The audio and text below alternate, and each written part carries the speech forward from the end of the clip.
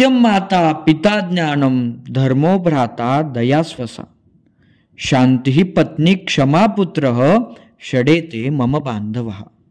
नमस्कार विद्यार्थी मित्रांनो, आज आपण हा चाणक्य नीतीमधील श्लोक याचा अर्थ समजावून घेणार आहोत.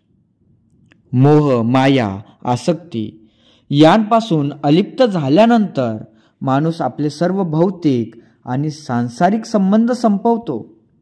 तेव्हाच तो सत्याला आपली आई मानत असतो, ज्ञानाला आपले पिता मानत असतो, धर्माला आपला भाऊ मानत असतो. त्याचप्रमाणे दयाळूपणाला आपला मित्र मानत असतो आणि शांततेला आपली पत्नी मानत असतो. त्याचप्रमाणे क्षमेला आपला पुत्र मानत असतो.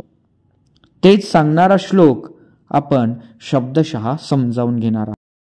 सत्यम, जे सत्य आहे, जे खरे आहे ते माझी माता आहे. पिता ज्ञानम, माझ्याकडील जे ज्ञान आहे तेच माझे पिता आहे. धर्मो भ्राता, धर्म हा माझा भाऊ आहे. आणि दया स्वसा, आणि दयाळूपणा हे माझे मित्र आहे.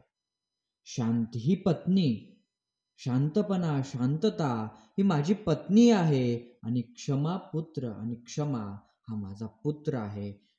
षडेते मम बांधवा, हे सहाही माझे बांधव आहेत.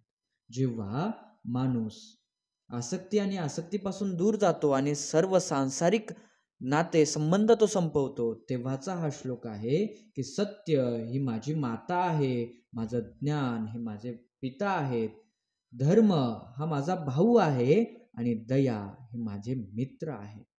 शांतता ही माझी पत्नी आहे, आणि क्षमा हे माझा पुत्र आहे.